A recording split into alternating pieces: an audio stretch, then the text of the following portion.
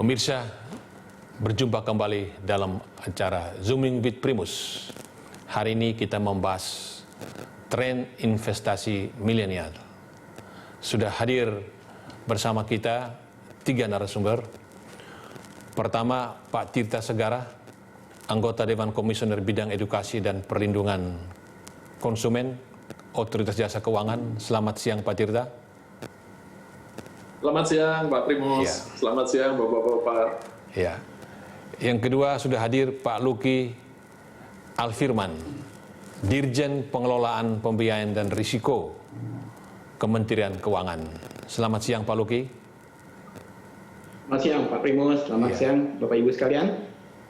Dan yang ketiga adalah Pak Karania Dharma Saputra, founder dan CEO dari Bareksa. Selamat siang, Mas Karania. Ya, Bang. Ya. Pak Tirta, Pak Luki, Bapak Ibu sekalian. Pemirsa, bulan terakhir kita dalam suasana sentimen positif. Nah, banyak faktor global dan dalam negeri. Faktor yang terbesar tentu saja yang menjadi prasyarat dari semua perubahan adalah penemuan vaksin COVID-19. Kemudian bisa kita sebut juga kegairan dari pelaku bisnis adalah Undang-Undang Ciptaker, dan kemudian bagaimana semangat dari berbagai macam negara, para pemimpinnya untuk memberikan stimulus. Kita segera memasuki era bunga murah, suku bunga murah. Ketika suku bunga murah itu biasanya investasinya bagus. Dan di Bursa Efek Indonesia kita melihat kenaikan indeks harga saham gabungan sebagai leading indicator itu lebih cepat daripada perkiraan para analis. Mereka memperkirakan paling tinggi 5.500. Tapi tadi pada penutupan sesi pertama 17 poin lagi menembus 6.000. Dan yang menarik adalah pada masa pandemi ini investor lama itu uangnya nyangkut karena saham-sahamnya pada turun. Cukup jauh ya, bayangkan dari 6.000 pernah sampai 3.900 ya. Dan dalam situasi itu ada orang-orang baru yang sebelumnya tidak pernah investasi, yaitu para milenial. Mereka masuk. Dan ini adalah satu hal yang positif, bahwa ke depan kita akan mendapatkan investor-investor yang memang masuk pada saat bagus, sesuai dengan prinsip investasi, buy low, sell high, dan mereka ada anak-anak muda yang menggunakan digital. Dan yang menarik, mereka juga sudah masuk membeli SBN, memberi ORI. Nah, untuk melihat gambaran umum, kita mendengar pemaparan dari Pak Tirta. Silakan Pak Tirta, apa yang OJK pantau? Ya, terima kasih Pak Primus. Terima kasih para pemirsa. Memang sebulan ini sebagaimana dikatakan Pak Primus, ini sentimen positif, indeks harga saham meningkat dan sudah mendekati 6.000 karena mungkin sekarang ini masih averaging. Namun demikian, kalau dari pantauan kami tadi yang disampaikan Pak Primus, tingkat literasi keuangan memang masih rendah dibandingkan dengan tingkat inklusinya. Secara umum itu rata-rata kalau tingkat inklusi itu 76%, mungkin next slide Pak Cecep, tingkat literasinya itu masih rendah. Nah ini apalagi kalau dibagi per sektor keuangannya, subsektor. Memang masyarakat ini yang paling paham baru dengan sektor perbankan. Yang kedua itu perasuransian, karena umumnya mereka ikut asuransi kendaraan, asuransi kerugian, termasuk rumah dan sebagainya. Dan yang ketiga pegadaian, ini yang sangat populer di mana-mana. Tapi kalau kita lihat di pasar modal, memang sudah naik dibandingkan dengan 2016 gitu ya. Yang tingkat literasi ini di pasar modal 2016 44, hasil survei OJK di tahun 2019 itu hanya 4,9%. Jadi masih perlu didorong. Memang literasi untuk pasar modal ini memerlukan tingkat edukasi yang lebih tinggi, harus paham karakteristik investasinya. Tidak sesederhana produk-produk di perbankan yang itu berupa baik tabungan, deposito, tabungan yang bervariasi, atau deposito yang bisa di-break setiap saat. Produk-produk pasar modal ini karakteristiknya lebih spesifik, lebih memerlukan literasi yang paham. Apa bedanya saham dengan obligasi, bedanya dengan reksadana, bedanya SBN atau surat berharga negara dengan obligasi retail yang ini, sehingga memang perlu spesifik. Belum lagi karakteristik dari investor ini, para milenial. Milenial ini kan ada tingkat literasinya juga relatif rendah dibanding secara umum. Ini yang di nomor 2 dari kiri ini. Kalau untuk usia 15 sampai 17 tahun, ini yang lebih muda lagi itu hanya 16%. Di atas itu tingkat literasinya memang lebih tinggi, tetapi kebiasaan milenial ini spendingnya yang lebih besar. Dia nabung hanya 10,7% dan untuk investasi hanya 2% milenial ini. Ya, ini yang harus didorong. Ini menurut saya ini juga potensi sumber-sumber keuangan yang baru yang harus digali. Jangan hanya spending, jalan-jalan ke luar negeri dan sebagainya. Tapi mereka harus menyiapkan masa depannya. Jadi ini pantauan kami di sini. Dan mereka ini umumnya tidak memiliki dana darurat. Ini yang harus diwaspadai, dan banyak juga generasi muda termasuk milenial itu yang menjadi korban investasi bodong. Artinya mereka perlu literasi keuangannya perlu ditingkatkan. Dan harusnya kalau invest yang benar begitu. Nah itu kira-kira yang dari saya Pak Primus, bahwa mereka, saya kira slide-nya bisa ditutup, mereka bisa juga perlu sadar dengan karakteristiknya sendiri. Apakah mereka itu perlu investasinya itu yang long term, kemudian perlu yang pendek-pendek, tergantung dari income stream-nya, kan pendapatannya itu seperti apa. Mereka mungkin baru-baru bekerja dan sebagainya. Kalau investasi di saham, apakah dia trading lebih senang yang ambil risiko jangka pendek sekali, trading jual beli, atau beli long term?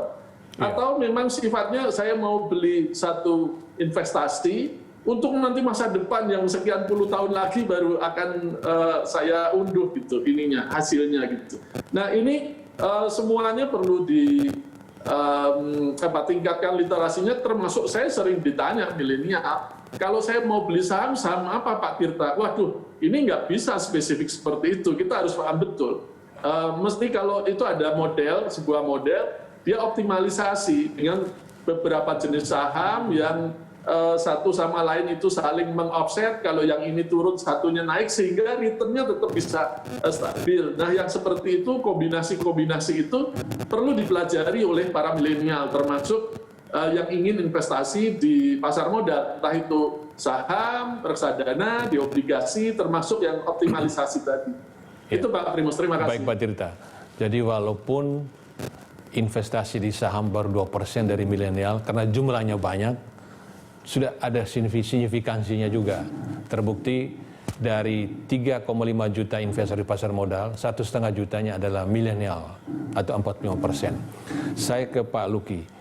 Sekarang ini juga para investor, termasuk milenial juga, membeli SBN, membeli ORI.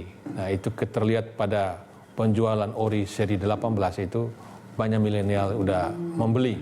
Dari 42.700 orang ya, itu ada 43% itu adalah milenial. Ini bagaimana penerbitan SBN dan ORI di Kementerian Keuangan untuk tahun 2021, Pak? Terima kasih Pak Primus.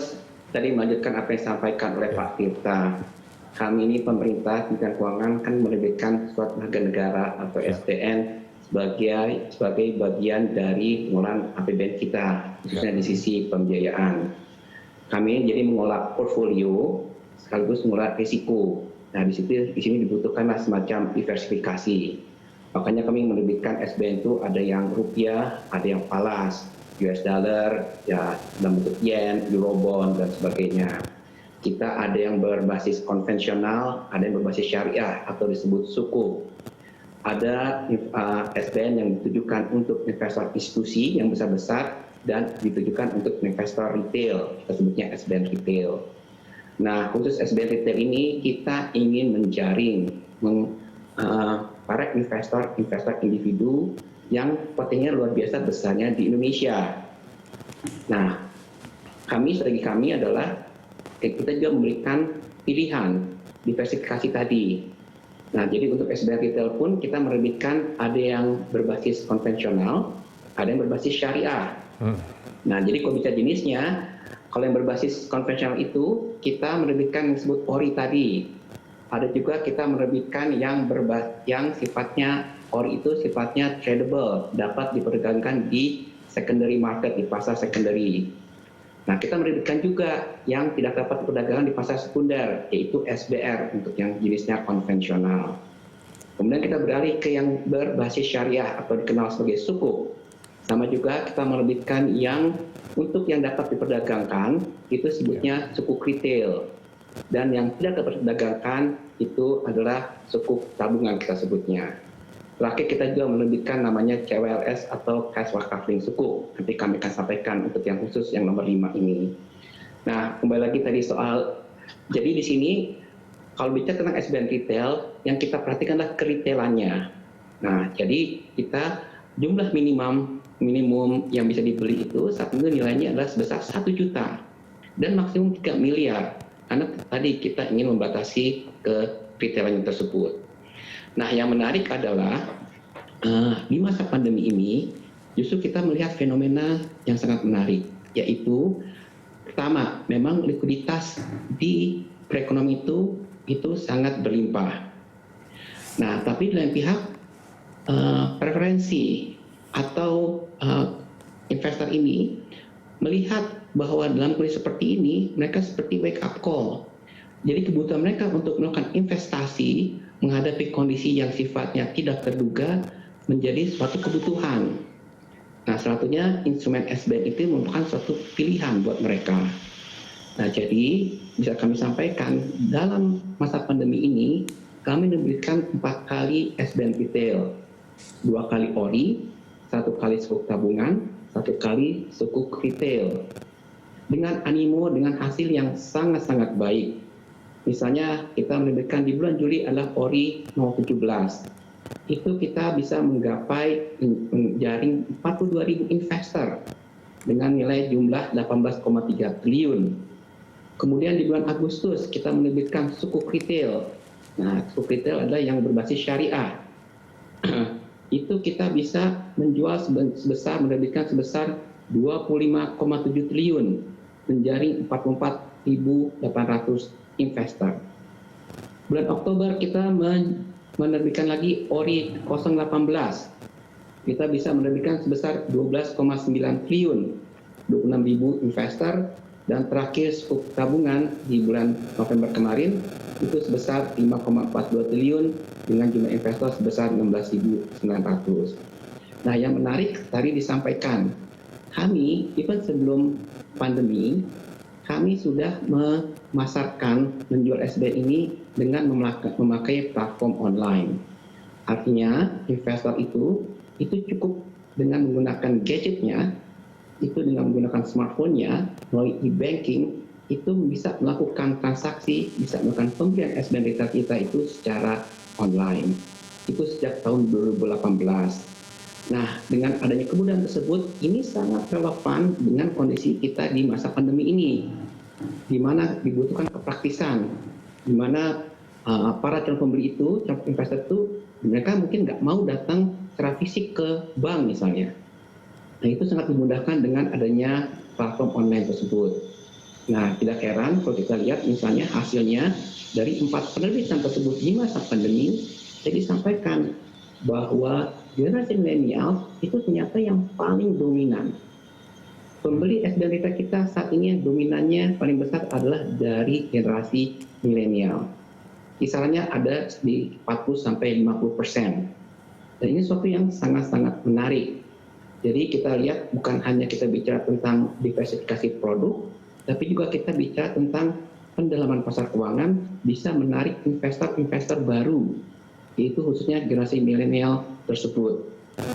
Itu misi kami di pemerintah bersama dengan otoritas yang alhamdulillah ternyata trennya justru di masa pandemi ini itu justru makin sangat tren yang sangat membaik, sangat positif. Momentum itu yang harus kita manfaatkan, akan kita teruskan di tahun mendatang, tahun-tahun mendatang, termasuk tahun 2021. Baik Pak, pemirsa, apa sesungguhnya daya tarik dari SBN khususnya ORI? Kami segera kembali setelah jeda berikut.